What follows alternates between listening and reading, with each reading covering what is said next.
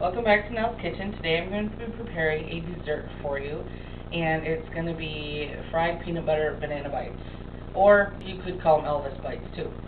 Okay, so first thing I'm going to do is I'm going to go ahead and start off and make my filling. I've already got a half a cup of peanut butter in my food processor. I'm going to add 6 ounces of Philadelphia cream cheese that I have cut up just to help it combine a little bit easier.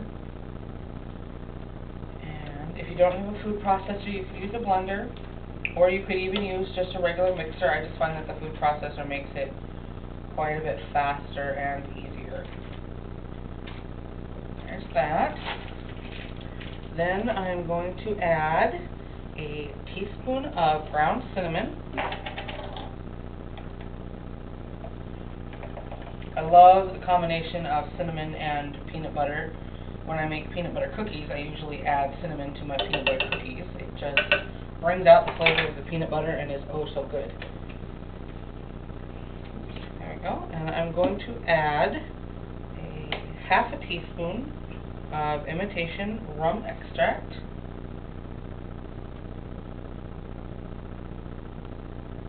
There we go.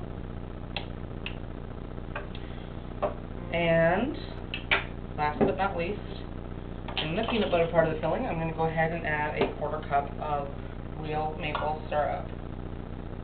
And you want the pure maple syrup. It doesn't matter what grade it is, but pure maple syrup, not the maple flavored stuff. This is what I use instead of adding sugar. And it adds a nice depth of flavor to my filling. So I'm just going to get the lid on, and I'm going to go ahead and pulse it and then puree it just until it's smooth.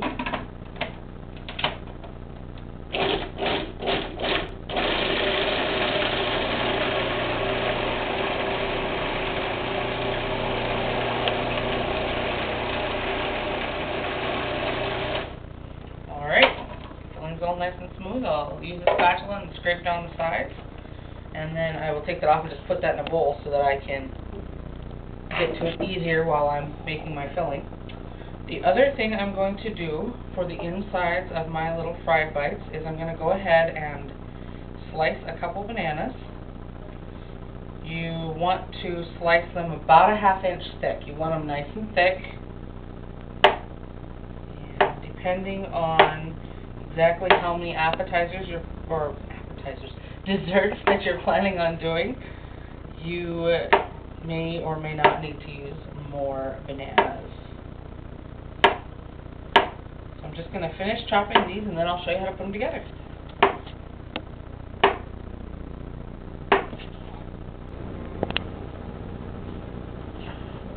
Okay, you can see I've got my filling out in my bowl. My bananas are chopped. Now I'm going to put these together. Now what I'm using to encase the filling in the bananas are some wonton wraps. I can get them either in a 60 count or a 30 count. I just get them in the 60 because I use them for many things, and then wrap them up in plastic wrap and freeze them when I'm done. So I've got those. I've got them set out. Now you want to go ahead and kind of get a paper towel or a towel a little bit damp, and then squeeze it out so it's just barely damp, and you want to keep that over your wonton wrappers while you're working with the other stuff, because otherwise they'll dry out and the edges will crack, and that won't be good. So what I'm going to do to make these, I'm just going to take one wonton wrapper. Now the wonton wrappers are square. Egg roll wrappers are a lot bigger, so make sure you get the wonton ones. And I'm just going to go ahead and put about a teaspoon of this peanut butter filling onto one side of my wonton wrapper. And I will top it with a banana slice. Push it down in there. And to get the edges of the wonton wrapper to seal, I'm just going to dip my finger in some water that I've got here and run it along the edges to get the edges wet. Then I will fold it over and pinch it together. I like to fold it so that the two main corners meet, and then I just pick it up and pinch it together. If some of the filling comes out, that's okay. Make sure you pinch it really good though, so that while it's frying, the filling doesn't come out in the oil, because it'll make the oil spatter like crazy. So I'm just going to go ahead and continue doing this, and I will get these finished, and then we'll move into the kitchen and go ahead with the frying.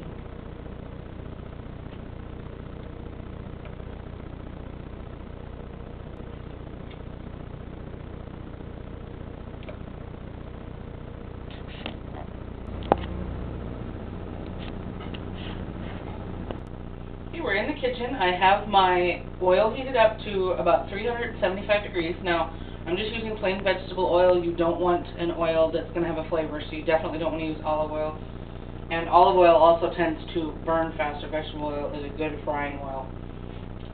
So all I'm going to do is go ahead and take my little packets here, and I'm going to put them in one at a time into my hot oil. I'm only going to fry a couple of them at a time because I want to have plenty of time to turn them and take them out. They'll pop to the surface.